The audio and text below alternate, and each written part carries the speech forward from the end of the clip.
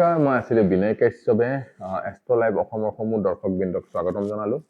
আহক আজি আমি জানিম যে কোনটো গ্ৰহৰ লগত কোন ভগৱানক আমি যদি আৰাধনা কৰোঁ সেই গ্ৰহটোৰ দুষ্প্ৰভাৱ আমি শান্ত কৰিব পাৰোঁ। ইয়াক শাস্ত্ৰত আমাৰ জ্যোতিষ শাস্ত্ৰত কিছুমান স্পেচিফিক ভগৱান আছে, সেই ভগৱানবিলাকক প্ৰত্যেক এটা এটা গ্ৰহৰ লগত ৰিলেট কৰি সেই গ্ৰহটোক যদি শান্ত কৰিব লাগে তেনেহ'লে সেই ভগৱানৰ পূজাৰ বিষয়ে কোৱা আছে। বহুত জ্যোতিষে জানে, বহুত জ্যোতিষে নাজানে, কিন্তু যেহেতু শাস্ত্ৰত আছে, জ্যোতিষ শাস্ত্ৰত মানে বৃহৎ পৰাশৰ হৰশাস্ত্ৰই হওক বা ফলদীপিকা, চাৰাৱলী এনেকুৱা ধৰণৰ অথেণ্টিক টেক্সট বুকবিলাকত ইয়াৰ উল্লেখ পোৱা যায়। চাওক, যদি কোনো জাতক বা জাতিকাৰ ৰবি দেৱতা বা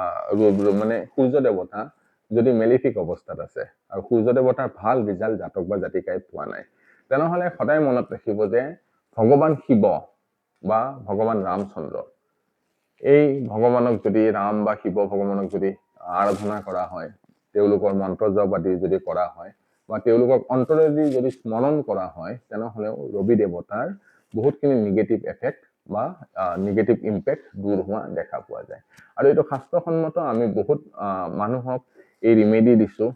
যে তেওঁলোকৰ ৰত্ন কিনা বা ৰিমেডি কৰাৰ বৰ বিশেষ টকা পইচা নাই, সেইটো কাৰণে তেওঁলোকে এই শিৱলিংগত ৰুদ্ৰাভিষেক কৰা হওক বা শিৱৰ মন্ত্ৰই হওক বা ৰামচন্দ্ৰৰ পূজাই হওক আদি কৰিলে ৰবি দেৱতাৰ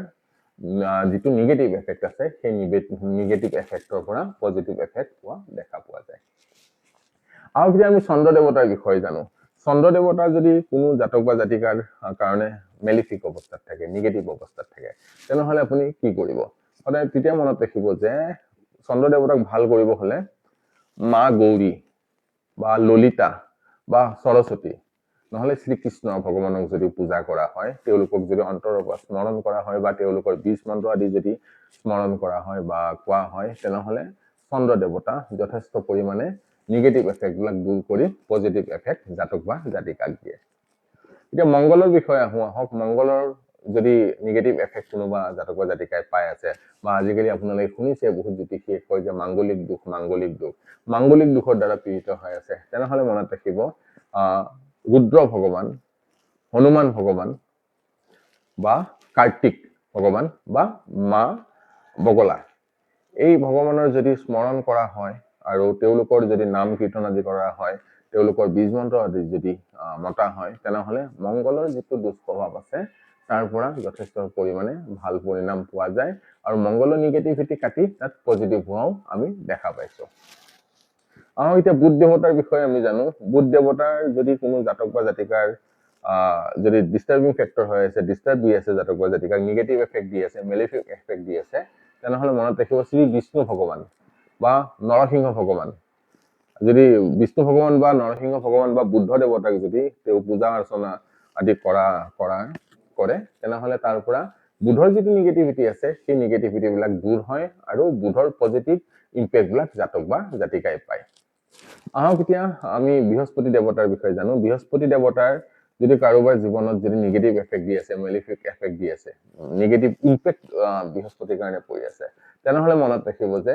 পৰশুৰাম বা দত্তাত্ৰেয় বা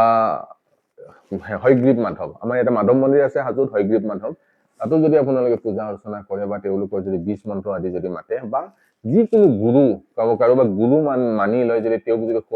সেৱা শুশ্ৰূষা আদি কৰা হয়, তেনেহ'লে গুৰু বৃহস্পতিৰ যিটো দুষ্প্ৰভাৱ আছে, নকাৰাত্মক দিশবিলাক আছে, সেইবিলাক দূৰ হয় আৰু পজিটিভিটি জাতক বা জাতিকাই পায়। আহক এতিয়া শুক্ৰৰ বিষয়ে জানো। শুক্ৰৰ যদি কোনোবা জাতক বা জাতিকাক যদি খুব বেছি ডিষ্টাৰ্ব দি আছে, তেওঁলোকে ভাল ৰিজাল্ট পোৱা নাই, শুক্ৰৰ মহাদশা অন্তৰ্দশা যদি যথেষ্টখিনি নিগেটিভ প্ৰভাৱ পাই আছে, তেনেহ'লে মনত ৰাখিব যে ইয়াতে শুক্ৰ দেৱতাৰ কাৰণে মহালক্ষ্মী বা মা পাৰ্বতী, যদি মহালক্ষ্মী বা মা পাৰ্বতীৰ যদি পূজা অৰ্চনা কৰে, তেওঁলোকৰ বীজ মন্ত্ৰ মাতে, তেনেহ'লে আৰু তেওঁলোকক স্মৰণো যদি কৰে আৰু তেওঁলোকৰ ওচৰত যদি আঁঠু লৈ যদি সেৱা কৰি যদি বীজ মন্ত্ৰ বা যিকোনো মন্ত্ৰ যদি মাতে, তেনেহ'লে শুক্ৰ দেৱতাৰ নিগেটিভ ইম্পেক্টবিলাক দূৰ হয় আৰু শুক্ৰ দেৱতাৰ সেই দশা অন্তৰ্দশা বা সেই ট্ৰেনজিটৰ সময়ত ভাল ৰিজাল্ট দিয়াৰ কাৰণে বাধ্য হৈ যায় শুক্ৰ দেৱতা। আহক এতিয়া শনি দেৱতাৰ বিষয়ে আমি জানো। শনি দেৱতাৰ কাৰণে মনত ৰাখিব যে শ্ৰী বিষ্ণু ভগৱানক যদি পূজা কৰে, শ্ৰী বিষ্ণু ভগৱানৰ পূজা কৰিলে কি হ'ব যে শনি দেৱতাৰ যিটো নিগেটিভ ইম্পেক্ট আছে, তেনেহ'লে সেই নিগেটিভ ইম্পেক্টবিলাক দূৰ হয় বা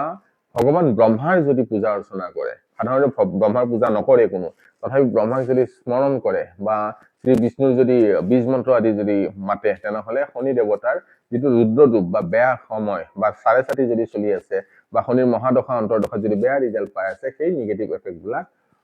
জাতক বা জাতিকাই দূৰ কৰিব পাৰে আৰু তাৰ পৰা পজিটিভ ইম্পেক্ট জাতক বা জাতিকাই ল'ব পাৰে। আৰু এতিয়া আহক ৰাহু দেৱতাৰ বিষয়ে জানো, যে ৰাহু দেৱতাৰ যদি কোনোবা জাতক বা জাতিকা কুণ্ডলীখনত বেয়া বা ৰাহু দশা অন্তৰ্দশা চলি আছে বা ৰাহুৰ যিকোনো দুষ্প্ৰভাৱ ট্ৰেনজিটত চলি আছে, তেনেহলে মনত ৰাখিব মা দুৰ্গা আৰু নৰসিংহ। মা দুৰ্গা আৰু নৰসিংহৰ যদি পূজা অৰ্চনা কৰা হয়, বীজ মন্ত্ৰ মাতা হয় বা তেওঁলোকৰ যদি ভক্তি কৰা হয়, তেনেহলে ৰাহুৰ যিটো নিগেটিভ ইম্পেক্ট আছে সেইটো দূৰ হোৱা দেখা পোৱা যায়। আৰু কেতুৰ কাৰণে যদি কেতুৱে যদি কুণ্ডলী এখনত দুষ্প্ৰভাৱ দি আছে দশা অন্তৰ্দশাত বা ট্ৰেনজিটত বা গোচৰত য'তেই নহওক কিয়, তেনেহলে গণেশ ভগৱানৰ যিটো পূজা অৰ্চনা কৰে, গণেশৰ বীজ মন্ত্ৰ মাতে, গণেশক যদি বুন্দিয়া লাড়ু আদি যদি দিয়ে আৰু খুব ভক্তিভাৱে যদি গণেশ দেৱতাক যদি প্ৰাৰ্থনা কৰা হয়, তেনেহলে কেতু দেৱতাৰ যিটো দুষ্প্ৰভাৱ আছে সেইটো কমা দেখা পোৱা যায়। এইকেইটা ভগৱানক যদি